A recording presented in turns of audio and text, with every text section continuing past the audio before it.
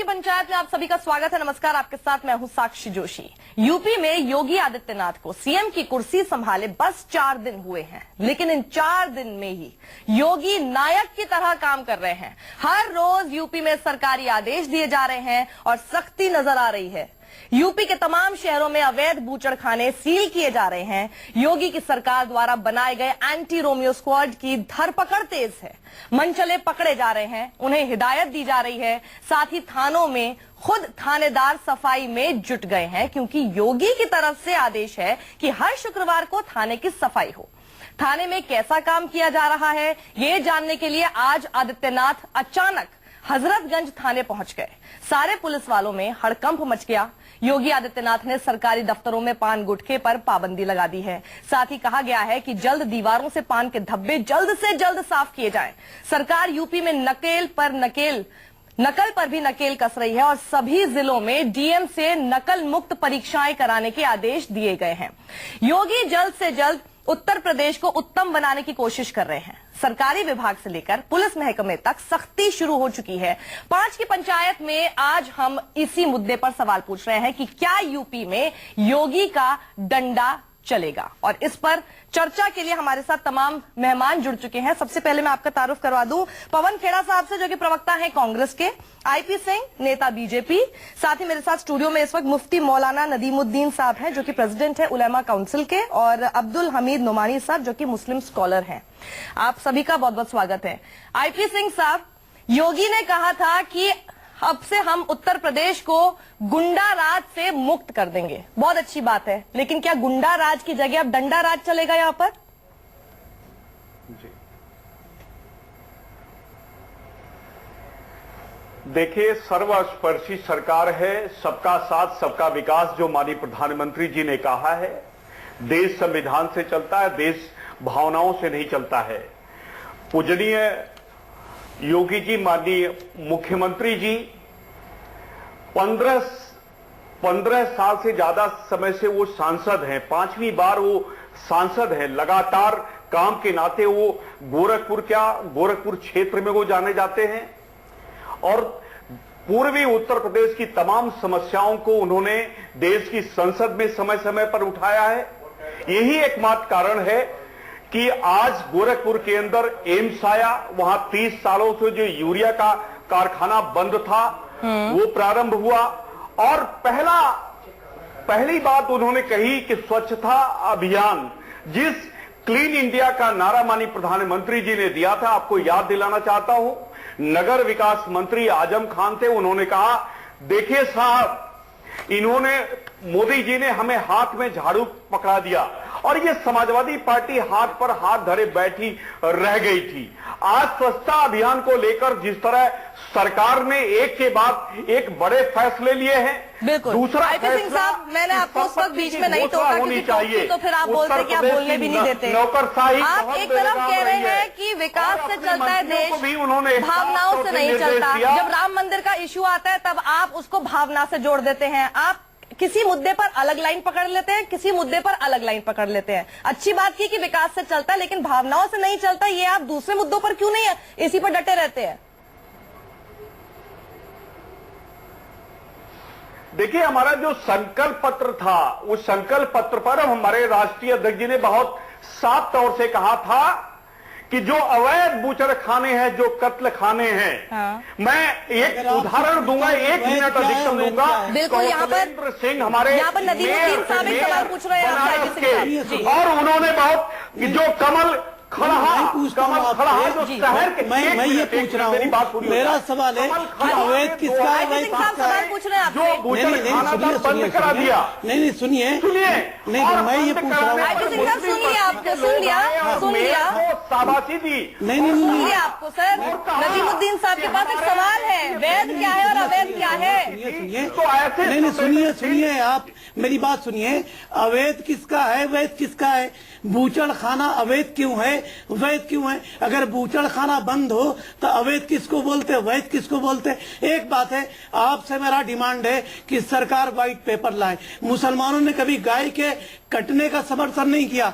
हम ये नहीं कहते कि गाय को काटो। मुसलमानों ने कहा है कि बूचड़ खाना अगर आप बंद करिए। ये वैध किसको बोलते, अवैध किसको बोलते?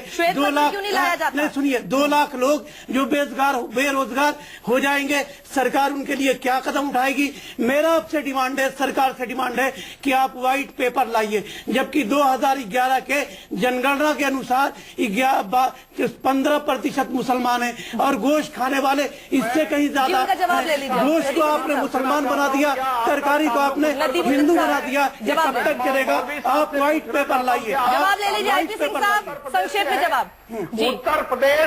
उत्तर प्रदेश में नहीं, मैं ये चाहता हूं कि मौलवी साहब का क्या ताल्लुक उत्तर प्रदेश से है? अगर है तो आप साथ आइए। जो शहरों के अंदर अवैध जो इस तरह से बूचड़ खाने बने हैं, जैसे बजरिया कानपुर के अंदर, वहां मुस्लिम आबादी के अंदर जो ये कत्ल खाना है, मुस्लिम आबादी अपने बच्चों के भविष्य को लेकर जागरूक है। और उसने आप व्हाइट पेपर लाइए, मुसलमानों को बदनाम मत करिए। मुसलमान समर्थन करता है बूचड़ खाना बंद हो। मैं कहता हूं एक धार्मिक गुरु होकर कि बूचड़ खाना बंद करिए, मगर आप व्हाइट पेपर लाइए कि इसमें कितने प्रतिशत मुसलमान हैं और जो है कितने प्रतिशत नॉन मुस्लिम है। आप व्हाइट पेपर क्यों नहीं लाते? देश को सवाल है आईपी सिंह साहब, जवाब भी सीधा होना चाहिए ना। श्वेत पत्र क्यों नहीं लाते? देश चेहरे के पीछे चेहरे क्यों? चेहरे के पीछे चेहरे क्यों?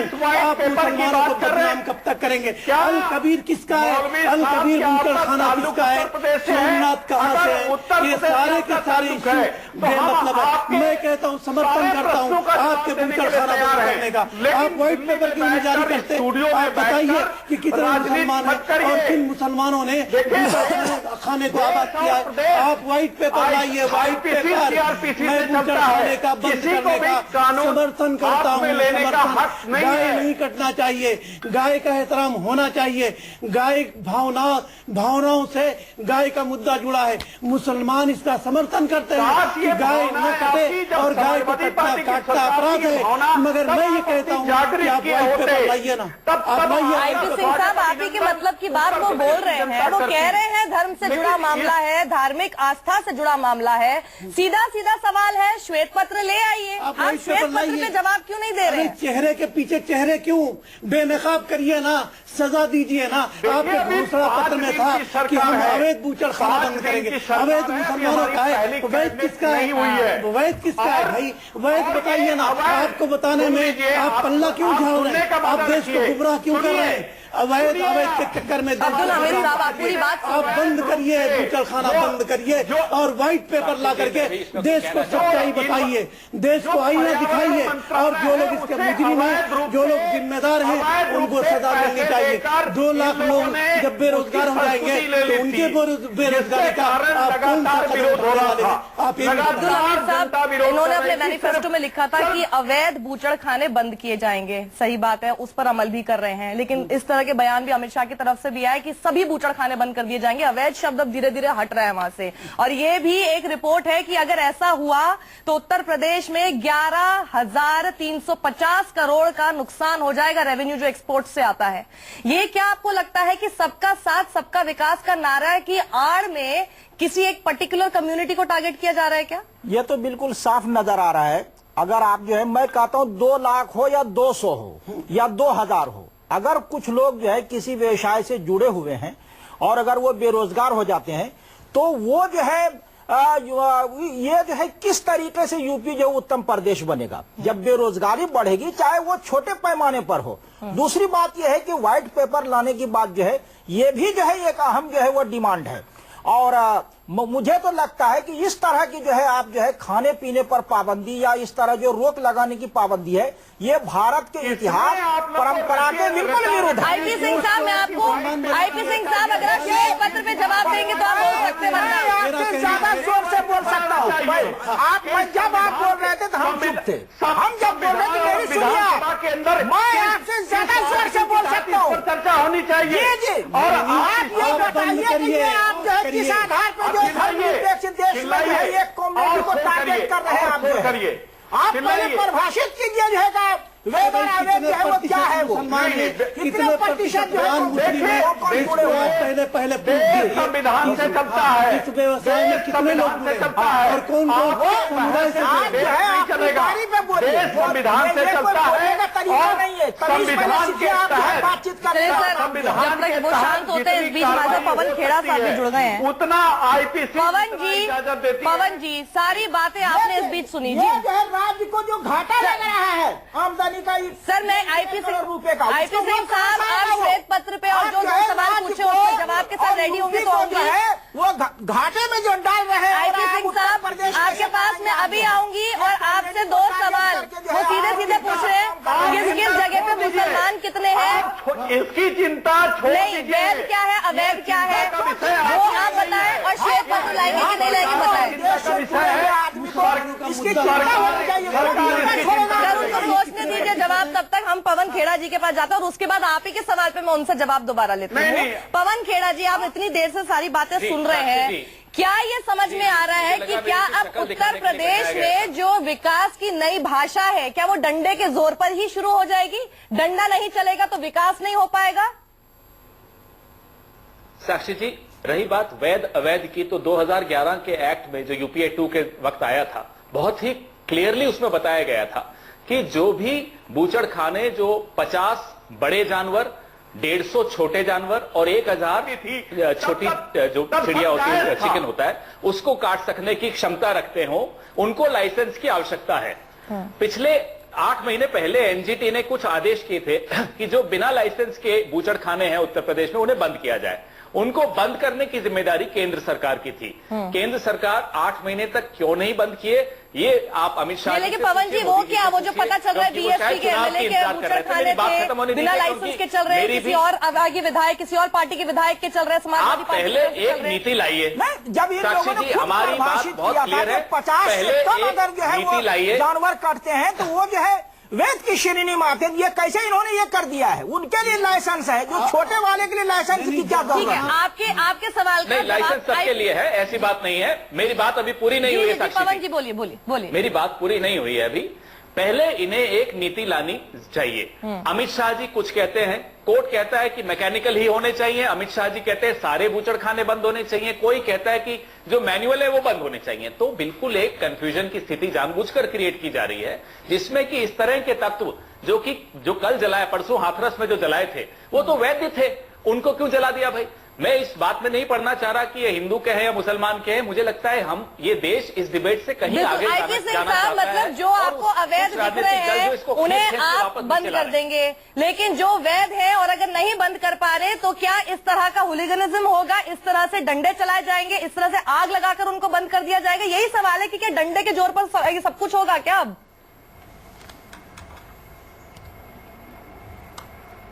देखिए, ये वही पुलिस प्रशासन है, ये वही सरकार के तमाम ब्यूरोक्रेसी के अफसर हैं जो समाजवादी पार्टी के मुख्यमंत्री थे श्री अखिलेश यादव। इसलिए कोई जोर जबरदस्ती नहीं है।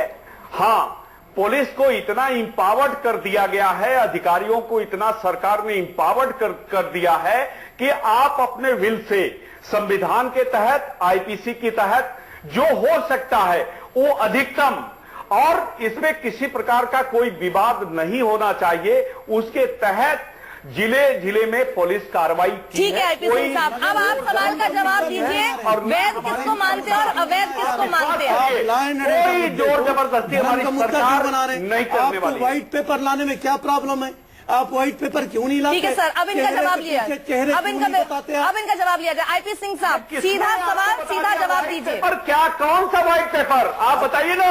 अरे भाई, गोश्त के कारोबार में, गोश्त के कारोबार में सालों तक सपा बसपा की सरकार थी, आप बताइए। तमाम बड़े घपले वो कह रहे हैं, आईपी सिंह साहब वो कह रहे हैं गोश्त के कारोबार में कितने मुस्लिम है और कितने नॉन मुस्लिम है, ये आप बता दीजिए। इस भ्रष्टाचार आईपी सिंह साहब सीधे सवाल पे बात करते हैं ना।